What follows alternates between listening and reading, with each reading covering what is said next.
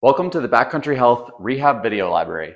Today we're going to be going over single arm banded rows, as well as some fun progressions and regressions of that exercise. Start facing the wall or point of attachment for your band. Grab the handle and roll your shoulder down and back before rowing the band into your hip.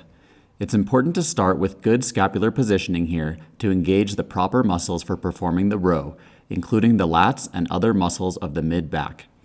By keeping the shoulder down away from your ear, we reduce the involvement of the upper traps in this movement, which are chronically overactive and tight in most people. Your hand should be coming in by your side between the bottom of your rib cage and your hip bone.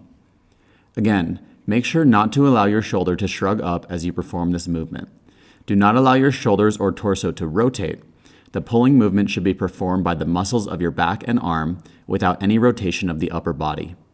Finally, make sure to keep your core braced tight and avoid leaning backwards or overarching through the low back.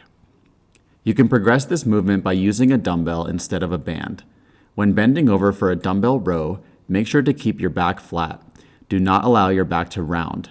One way to perform the dumbbell row is with the support of a bench, with one hand and knee on the bench and the other foot flat on the floor. Again, row the dumbbell into your hip with shoulders down away from ears and no rotational movement of the torso. Finally, you can perform a bent over dumbbell row by standing with feet hip to shoulder width apart, knees slightly flexed, and hinging at the hips by pushing your butt back and bringing your chest down towards the ground. Make sure to keep your back flat.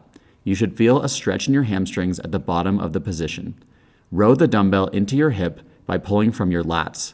Do not allow your shoulder to shrug up to complete this movement.